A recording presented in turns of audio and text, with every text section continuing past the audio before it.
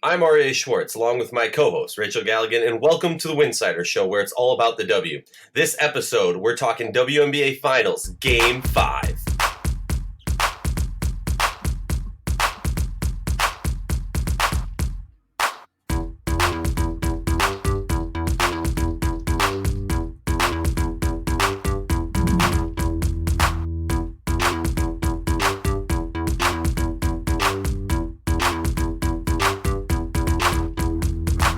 If you like our show, please consider joining our Patreon community. For less than a cup of coffee a month, you can directly show support for the hard work we do covering the W.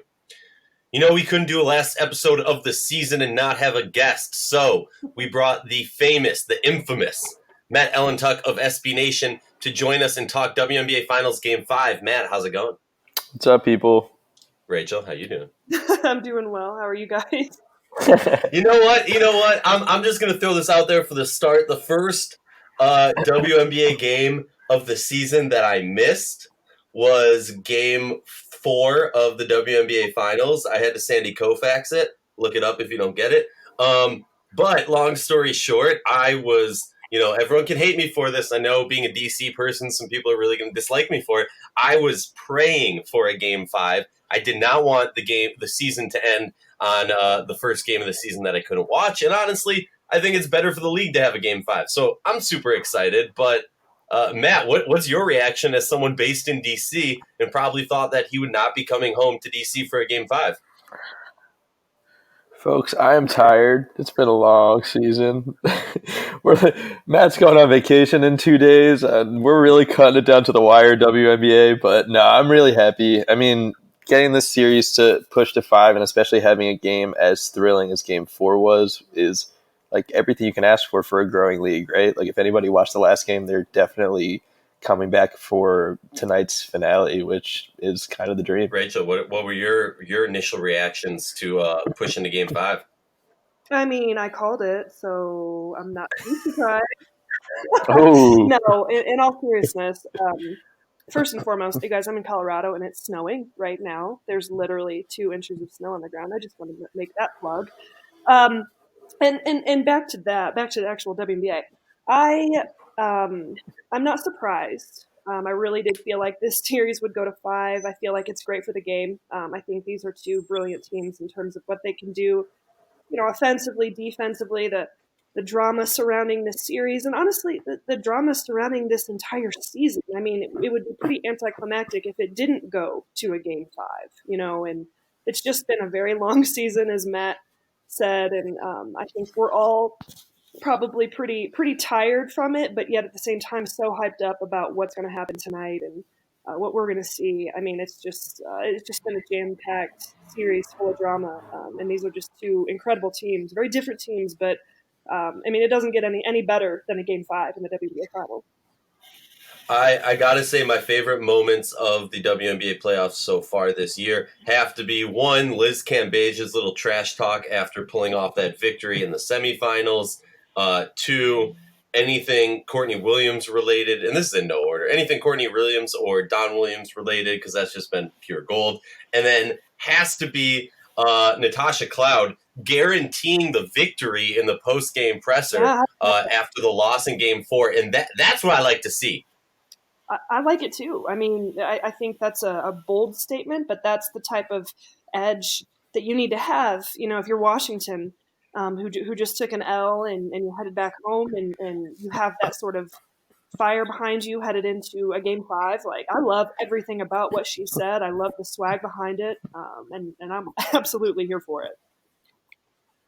The Mystics have come alive in these playoffs, and like obviously we know how great they are on the court, but they've always been like a sort of mellow, laid back, like they're labeled based on their superstar, right? And we know Elena is really just like calm, cool, and collected. Liz Cambage lit a fire under them, and then they've been talking shit ever since, and it's kind of beautiful. Like, this is what we wanted from them. Like, give me some sort of spark, let Natasha Cloud talk. Ariel Powers, we know, has no problem talking. It's been gold. Matt, I'm ready. That's a fantastic point because, we have talked so much about Connecticut having the disrespect and the chip on their shoulder and the underdog, kind of that overall tone that we've seen very much, these last few weeks. But You're right about the Mystics. They not that they have an underdog tone, but they do have something that has come alive in them in terms of that edge that maybe we didn't see throughout the course of the season in terms of different personalities and the shit talking and stuff that's kind of happened. We've seen that really thrive, these last few weeks, and I think that's a great point. And in large part, headed into this finals, especially this final game, is going to play an important role. Yeah, and something I'm looking for, I don't know if you caught this stat that our guy Gabe Ibrahim put out. Whoever has won the first quarter so far in this series has won the game. So, throw out, quarter number 2, quarter number 3, and quarter number 4, because all it matters is quarter number 1. For me, just thinking about who's going to pull off this win, it's all about the energy, but controlled energy. We saw in the games that DC won, Connecticut had energy, but they kind of looked a little bit lost, a little bit panic energy. And DC, honestly, when they're kind of backs against the wall and haven't been playing well, I've just seen no energy, a very stagnant offense. Rachel, what's going to be a key element just looking at this game as far as stat lines or something like that you're looking at? I was just really looking at numbers before we jumped on this podcast, and I mean, everyone knows I'm a huge advocate for the rebounding battle, and I agree. I think the team that jumps out, obviously, that's one that we've really talked about a lot. The team that wins the first quarter wins the game. But honestly, rebounding, this is a huge step in this series alone. The team that has won the rebounding battle so far, these last 4 games, has won the game. And I think both teams rebound the ball and control the glass in very different ways. For Connecticut, that's about being aggressive. That's sending multiple people to the glass, really generating themselves second chance opportunities. And for Washington, that's just being sound and controlling the glass, limiting second chance opportunities. Their shots, for the most part, both teams are great shooting teams, but especially Washington, when they're making shots, they're not going to go get a ton of offensive rebounds, but it's important for them to control the defensive side of the glass. And that is such a big number. And I just put a tweet out that's kind of bold saying that whoever wins that rebounding battle tonight is going to win the game. And no, that's never a guarantee, but that's been the pattern so far this game. So really pay attention to, Connecticut being aggressive, sending JJ to the glass. If she's having a monster game, 18 rebounds again, look out, because it's going to be a long night for Washington if they're, putting up that type of numbers. But, I'm a little bit concerned with Washington with the injuries, especially with Elena, who's their leading rebounder, and her ability to get in there and bang around a little bit is important. With that stat line in particular, that's the one for me that plays the biggest role. Matt, what are your thoughts? It's really going to be a matter of how the Mystics are able to break Connecticut's defense along the three-point line. I think in the games that they've lost, it's been because Connecticut's been switching on everything and forcing Washington to go ISO. And with Elena literally not being able to do anything besides straight line cuts, that really eats into what DC does. And it's tough. I mean, Connecticut has a ton of versatile defenders. Alyssa Thomas can do everything at any point, and John Carl Jones is even a mobile 5. So it's going to be a matter of if Tebow can find a way to break that, and if Washington can actually spot up for threes, because that's how they've beaten everybody up all year. Yeah, and we had a great episode with Coach Brian Agler, who spoke about this, and I recently just had Alex Bazell on the pod where he spoke about these similar things. So apparently, smart minds or great minds think alike. Let's move on, though. We're going to do it a little differently. I feel like everyone, when it comes to W coverage, has been talking about the positives. If they pull off the win, what it's going to take to pull off the win. So we're going to flip it and be those glass half empty type people. Obviously, one team's going to win, and obviously that team is going to get a lot of attention on that victory and winning the first championship in their team's history. But we're going to do for this game, for this series, as it were, we're going to talk about what it means to the teams that lost. So what does it mean to DC assuming that they lose? What does it mean to Connecticut if they lose? Who do we blame? Who didn't show up? Who's the MVP? And that type of stuff. Obviously MVP talks more so if they win. So that's a little bit of a flip of it. But let's start off with an easy one with DC, the presumptive favorites for this game. I believe if you look at the Vegas lines, they're expected to win. So I think we can go with that. And I'll be the first to put my name in the hat, be the first to to bring on the criticism. If DC loses, who do we blame? And honestly, I'm going to be quite blunt on this one. I personally blame Coach T. There's a reason if you look at his stats, he hasn't won a championship yet. I realize this is some sort of a hot take, and I'm not trying to take away from the greatness of his career or what he's done. I think he's an amazing person and an amazing coach. But there is obviously tiers and levels of coaches. There's ones who are amazing coaches, but when they get down to the end, they struggle. There's amazing coaches who just never had the team that really allowed them to get to a point of finally seeing that. Then there's coaches who honestly, their players just make them look better than they are. And for me, Coach T is a coach who has shown he is a great coach. No one is denying that. But can he come through? Can I look at it the same way as a player. They might have the most amazing career. Tina Charles, never been in the finals before. But if she gets to the finals, can she step it up? Those players that you wait for them to get to that moment and see how they react. So far, I've not seen Coach T, make the moves that I would like to see to confirm to me that he's a championship winner. And that's why I feel like if they're going to lose this game, it's likely going to be down to a last-minute play or a last minute of play. And there's going to be some questionable calls, i.e. Ariel Powers taking that 3-ball to win the game, i.e. Ariel Atkins not being on the court for the last few minutes of that game in Game 4. That's my take. Rachel, you'll go second. Yeah, I definitely hear you on that. I think when you're talking about two evenly matched teams that have gone back and forth in a series, the way we've seen Connecticut and Washington, I mean, the smallest margin plays the biggest role. I mean, we could analyze a lot of different things. I think you could have a take of this of, home court advantage and how important that is with Washington being able to be at home and how good both of these teams are at home. So for me, I definitely hear you on the Coach T thing. I think it will come down to the wire and decision making. I mean, we're talking about that marginal of a difference. Decision making late in the game. Who's going to win that battle between Kurt Miller and Coach T? Who ends up winning that is a great question, and I think that is a question that deserves to be asked. But honestly, for me, I think for Washington, I still feel like they're going to pull it out. This is by far, in my opinion, been the best team consistently through the course of the season. But in order to win a championship, you have to have luck. It's so difficult to go win a championship. And we have some injuries here. Elena Deladon, the greatest player in the world that I love to just continue to say, is not 100%. Matt, what would you say she is? I mean, you've been there the last couple of games in person. I mean, she's maybe 50%. Yeah.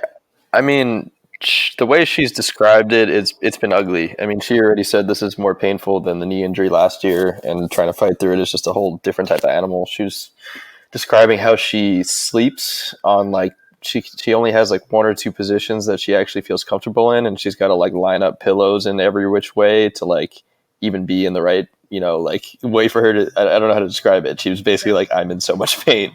I'm trying to think of the other things she said about it. She keeps going to the back every time she's subbed out to try to keep it mobile, because the second she sits, it gets stiff and then she can't move. I mean, you can just see it every way she tries to dribble the ball. She literally can only go in straight lines because her back just won't give. I feel like if it comes down to it and Connecticut is able to win this Game 5 and Washington loses, I am less apt to blame Coach T particularly, unless something just absolutely catastrophic happens down the line. And I think it's more so on the case of injuries and on that luck standpoint. When you've got Elena Deladon, functioning at the percentage she's functioning at. You've got Christy Tolliver, who's injured. Those are two defensive liabilities at this point. So in my opinion, in terms of winning a championship and getting to this far, yeah, both teams are banged up. Both teams have injuries. That's just where it is in the point of the season. Everyone's got to fight through that. But with the Mystics in particular, unless it comes down to some sort of last-second play call or some sort of out-coaching scenario, I think you have to blame the injuries. Matt, what about you?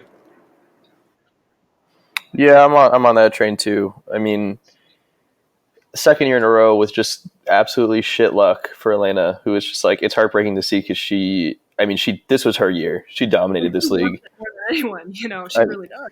Yeah, I mean, she clearly established herself as the best player in the world, and this was her breakout year that we're probably going to remember after she retires. Like, this was it. And it completely sucks. It's hard for me to blame Tebow if things don't go the way he wants them tonight. I mean, he built a historic offense. We've never seen anybody space the floor and shoot as well as this team. It was just expertly crafted. He's designed brilliant sets. He's countered pretty much everything that Kurt Miller has thrown his way, as you know, in the first 2 games until Elena went down. It's really hard for me to blame him. But yeah, it's not even just Elena. It's Ariel Atkins, who her back is all messed up. Christy Tolliver with her knee injury that she refuses to wear a knee brace for, and also her back is definitely bothering her. Also, I don't have a hot take in me. I think Tebow's been hit with shit luck yet again, and it totally sucks. All right, I'll give you that. I'll let you guys off with that one. But let's talk about DC a little bit. Who has not shown up this series? Who has not necessarily been the go-to player that DC needed to win this series? Honestly, going into the series, I thought it was going to be Ariel Atkins, because what we saw in the semifinals was not what we grew accustomed to.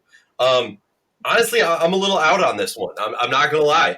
I kind of look to the bench. I don't know. What do you guys think as far as who didn't show up for DC on this series? Matt, you can go first. I'm going to go last on this one.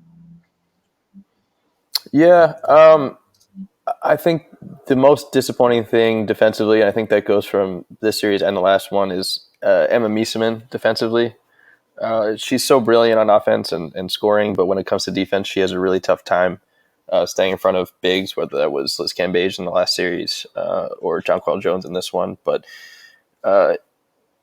DC gets obviously weaker when it has to use her to defend bigs. But then again, she counters it so well on offense that sometimes you forget about it. It's hard to blame like one person for this series, but that I guess would be the most disappointing part. What do you think, Rachel? Yeah, it's tough because I think we've seen a lot of different influx through the course of this series, you know, and it's hard for me to kind of blame one. I agree with you, Matt. And at least, especially, offensively in Game 4, she kind of came alive, late in the game. But we got really, really excited about kind of her MVP-ish type of play early on. And obviously, when she's going offensively, that just adds a huge shot in the arm to this Mystics offense. But defensively, is she a liability? Is she able to kind of combat that inferior size? Honestly, I think we've seen moments, from different players. I think Natasha Cloud has been phenomenal in moments, and I think she's gone missing in periods. In Game 4, I was kind of hoping she was able to step up more than she was able to. But, again, that's why it's a 5-game series. You have, other players have to step up when others are off. And it's hard to really pin it on one person. I don't know, especially with the Mystics in particular. They've played so well across the board. And when they haven't, like the start of Game 4 when Connecticut was just routing them, it was a collective unit. As a group, they were unable to make shots. As a group, they were unable to get stops. So I don't know. I have a really hard time with this question in particular. I'm gonna cut you off then, and I'm gonna say, even though I've been a huge supporter of this player, looking at the stats, thinking back, I'm actually gonna drop a name on there, LaToya Pringle-Sanders. Now the reason that I'm saying her is let me be clear, her defensive effort has been amazing, what she has been able to do. The reason that I'm criticizing her, because someone needs to get criticized out here. We are in Game 5, and it wasn't a sweep, and it wasn't a Game 4 victory. The reason I'm criticizing her, in all honesty, is her offensive production. With this offense of the Mystics that is so potent and powerful, you would have to think that Connecticut's defense has to zone in on Deladon, even injured Deladon, has to zone in on Emma, has to zone in on Christy and Atkins, and when Powers gets in their Powers, and when literally everybody on their roster who has played in this series is deadly from 3, except LaToya. And because of all the motions and all the iso ball and all that, I would have liked to see a few more of those Latoya games where she gets to double digits. Yes, she dropped 8 in game 1, but since then she's kind of been off. Yes, she's putting a lot of effort in defensively, but I would have liked to see a little bit more offensively. To me, it comes down to, as Agler said, the stars need to show up, but the role players need to step up also and kind of put themselves into a discussion of, we always talk about it in other leagues where it's like you watch the finals or the Super Bowl or whatever it is, and you're like, whoa, this one player played amazing, and she's going to be like, if she was a free agent or when they become a free agent, that's like any team would be smart to scoop them up or whatever. And we've been talking about powers in that regard, if you've been listening to us or following us. But I think Latoya Sanders needs to step up to that level for DC to pull off a victory in Game 5 tonight. But let's move on to a positive note for this series. Matt, you get to go first. If DC pulls off a victory, who is your finals MVP? It's so weird because I was put on the spot to fill out my MVP ballot in Game 4 in the third quarter, and just in case DC came and won, and I struggled so hard, and I was like, I really have no idea. Like, this has been a really balanced effort all around, and maybe tonight brings me like to a definitive point where I decide this is definitely the person. I think if everything stays average and there is no one extreme breakout player tonight, I still think it's Elena Delle Donne. I know that might be a little unpopular since she did miss a game, and obviously her defense has shrugged off since her injury, but everything DC does still is because of the threat of her, even if she isn't playing at the top of her game. Her still being an excellent three-point shooting threat, even with a broken back, is what's opening up everybody else around the perimeter. And it's really her who held down Jonquel Jones when she was healthy. To me, it's Delle Donne still. Rachel, what about you? Yeah, it's hands down Elena Delle Donne. I mean, if she's on the court, even at 50%, Washington has a chance. If she doesn't play, it gets extremely difficult. As Brian Agler even predicted, whether people want to agree with him or not, they're not going to win without her on the court. And as Matt said, I mean, fantastic analysis from the aspect of just what she brings to the game in terms of how much she can open up her teammates. Just the threat of her on the court changes the entire dynamic, of how Connecticut is operating defensively, of the decision making that Washington is making in terms of where's the basketball going to go. So she might only be putting up 11, 12, 13, 14 points a game because she is operating low. Her presence on that court is the difference maker of this series. And I think the fact that she has battled through what she's battling through, and she's literally got all sorts of contraptions all over her body at this point of the season. She's a zombie. Is still out there.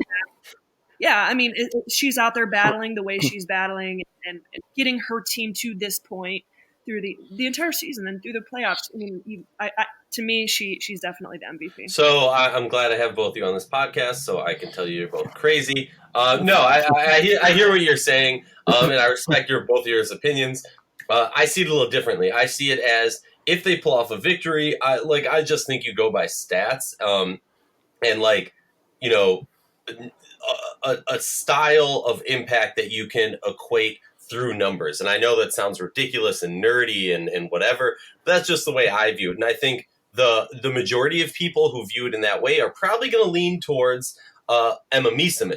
But I'm going to throw a curveball here, and I think it's Ariel Atkins. I think when she has shown up, it's been huge impact for this team. She is one of the best two-way players on DC. She has shown it consistently. And to be quite frank, she has the ability to blow up and make up for the points that, let's say, Emma's having a slow first half or Elena can't pull it off just because of the pain and whatnot and the injuries. So I'm looking to Atkins. It's going to boil down, in my mind, to her. So that's what I'm saying. But, yeah. Here's the question, though.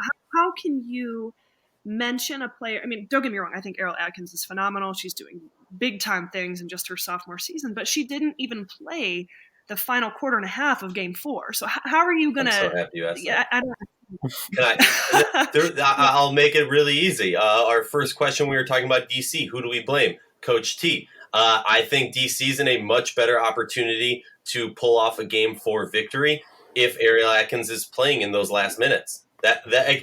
Again, who am I to criticize him? He has won a billion more games than I will ever, have part in winning. That's my take. I mean, I just think you gotta give her. She's the young gun. I understand she's in a lot of pain, but you have to think she's inspired by Elena Deladon. I mean, that's just my thought. Real quick though, Matt, do you have any updates? Or I know you were able to talk a little bit about Elena has spoken about her injury a little bit. Has there been any information in that regard to what's going on with Atkins? I have not.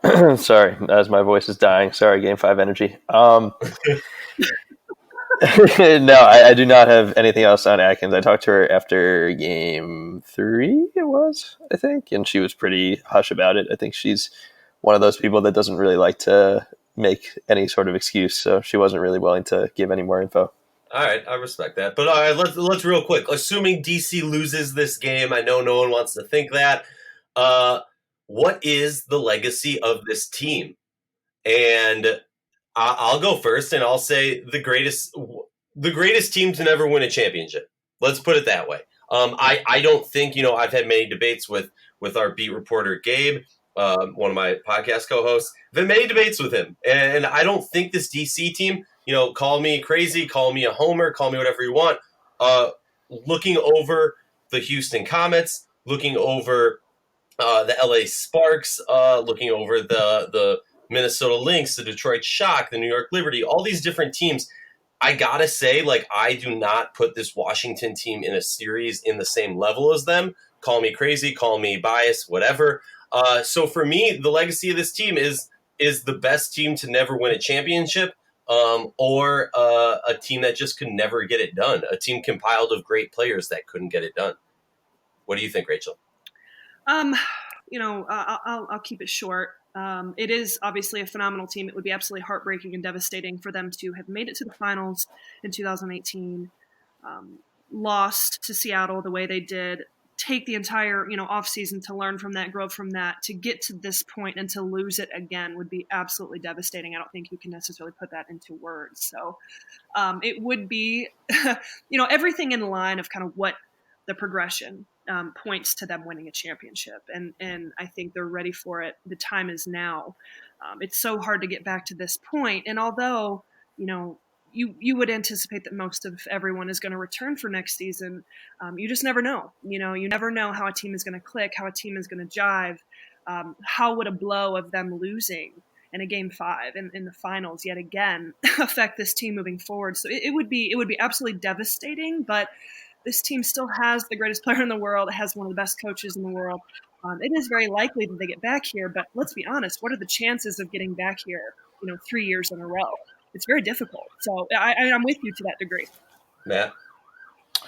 Yeah, it's obviously it's shit luck, depressing, unfair, cruel, list all those words, and that's probably what we'll go back and think about this team.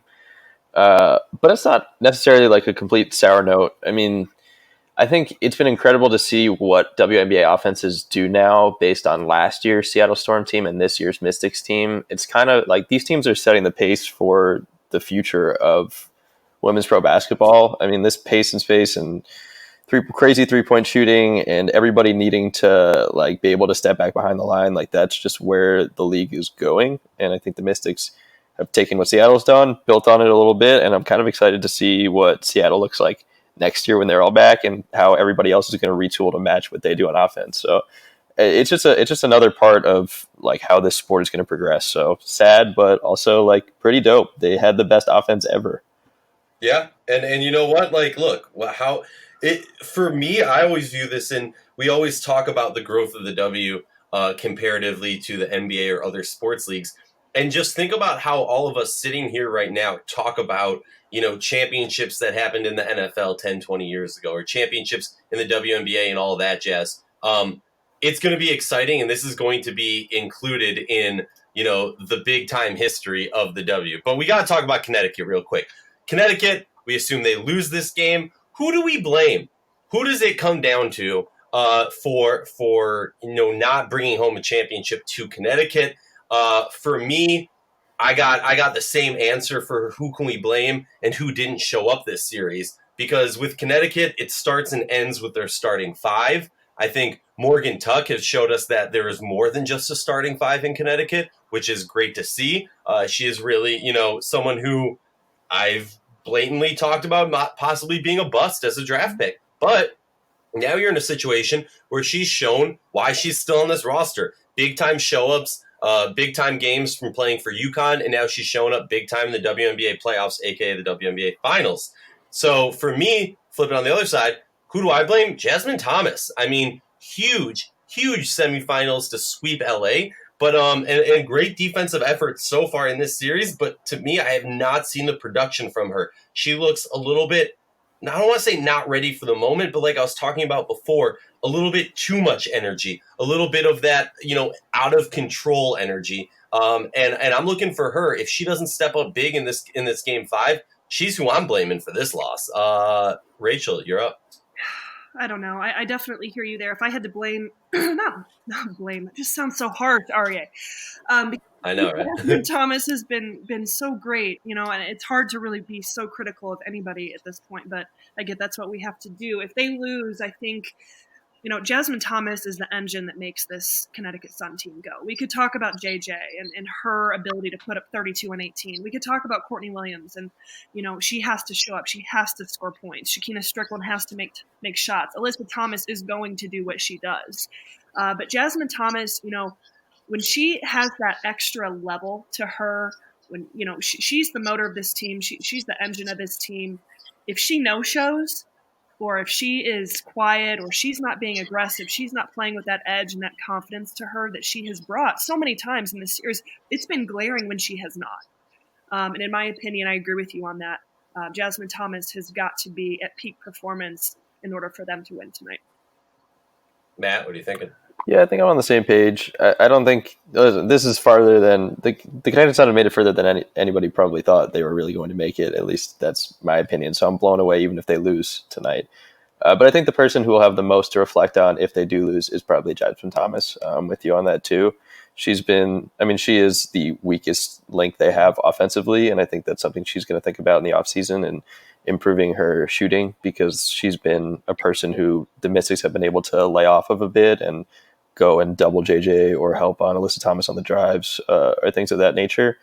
But then again, she's been excellent in spurts too. I mean, I think she's just going to have that same sort of Natasha Cloud like off-season, like shit, like I am the worst shooter and I need to fix that. And I think she'll get there. I just want to add one thing real quick. I feel like an idiot. Looking back at DC, I know I said Ariel Atkins for MVP. Reading the stats a little bit closer, I skipped over, the Game 3 victory Sunday the 6th in Mohegan Sun, where Ariel Atkins goes 1 for 7 and 2 points. So I might have to adjust my pick back to Emma. But let's talk a little bit more about Connecticut. Who is your MVP, Matt, for Connecticut if they win this series? Because they are a very even-keeled team, so I think it's much harder than with DC. I mean, DC, you have some namesakes that you're obviously going to lean towards, but I'm gonna put you on point right now. Who you picking? I actually think my Sun MVP is pretty clear. I would take Alyssa Thomas. She's been a fucking tank. I don't even know how else to put it into words. I mean, she is so valuable to them defensively. You can put her anywhere and on anyone, and she's held her ground, and that's even been on Elena Deladon or Emma Meesman, and she can switch off onto guards. And on offense, anytime she's on the break, it's points. She's so strong. She's so physical. She's so good at finishing inside. I've never seen a player have one weakness that's so blatant and teams still not be able to stop it. I mean, we all know she's not going to shoot outside of like 5 feet from the rim, but she still gets there. Mm-hmm. And she shot 9 for 10 from the free throw line yesterday or 2 days ago, whatever day it is. I mean, to me, she's made the biggest name for herself throughout these playoffs to me, and Kurt Miller can't take her off the court, and I get why. Can I just say that it's freaking absurd for somebody who typically is, not the greatest. She's a 49% free throw shooter this season. Her greatest free throw season was 2014, 75%. And since then, it has dropped down by 6% each season, essentially. Okay, that is ridiculous. And she has shot back up. In the 2019 playoffs, she's shooting 75. It's 75.8, which is 0.1% better than her career high.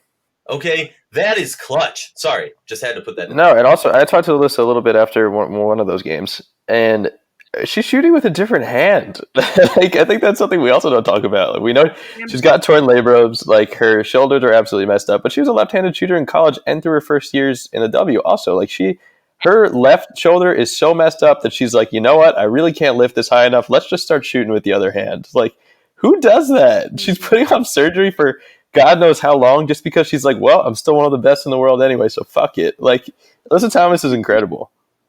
No, she really is. What she's been able to do, I mean, talk about just mental, physical toughness across the board. Every young player, hoping to make a name for themselves or, be tough enough to make it to that next level needs to study her game and needs to study her level of toughness. It's hard to find. It doesn't come across every day.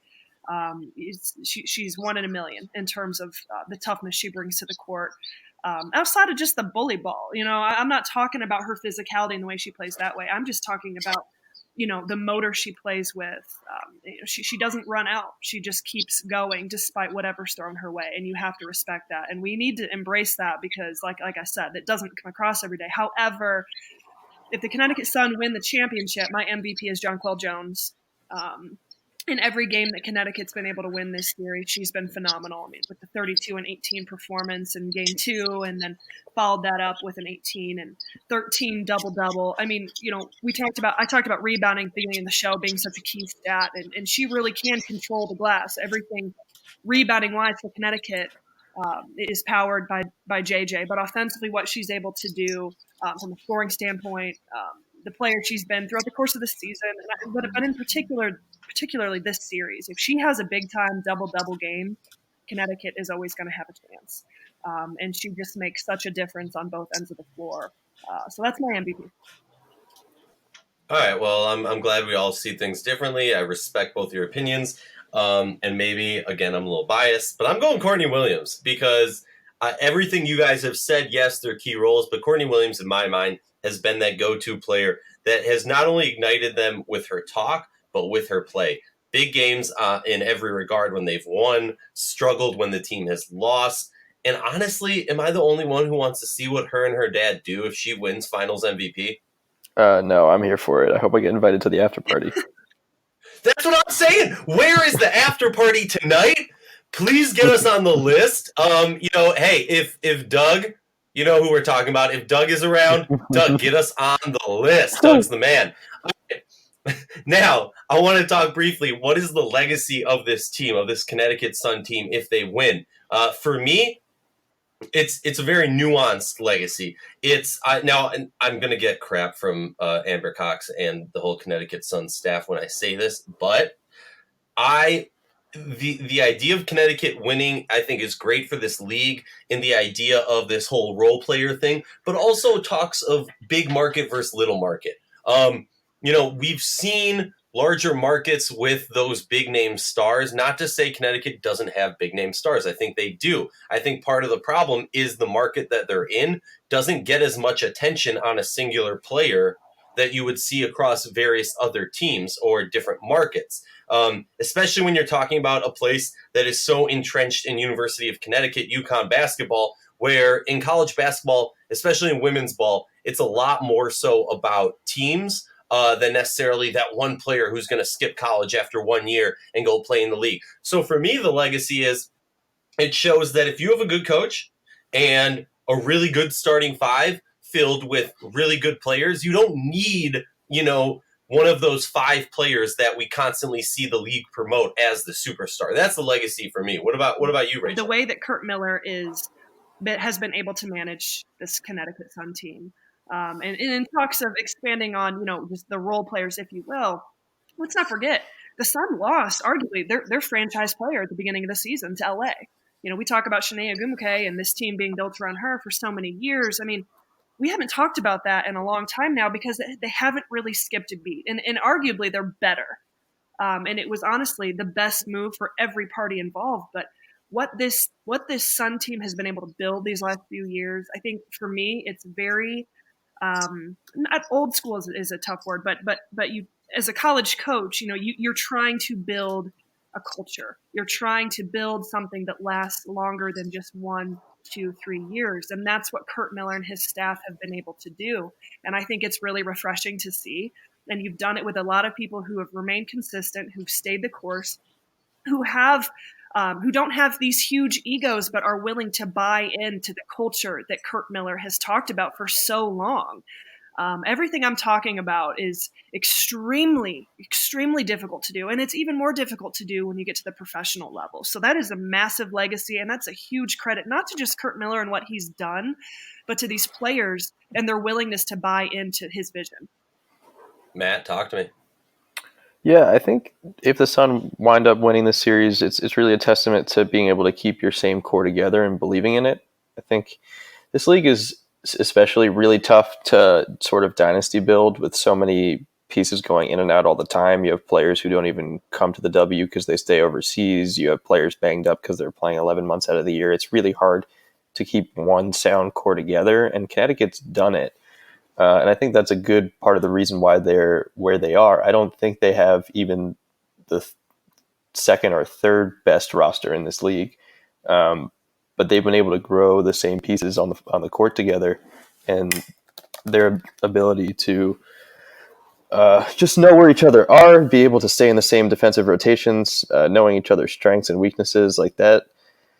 That's big, and that's another reason why I think Washington is here too. That's another roster that stayed together for a bit of time, and that really helps.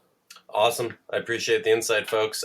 We got to get going because the game's about to start. We want to get this out so the fans can listen to it. As we always say, we believe the players of the W and its community deserve the same in-depth analysis and respect that men's sports receive on a daily basis. And that in mind, please consider joining our Patreon community to help support us in the hard work that we do. A big thank you to Matt for joining us. Check him out on Twitter.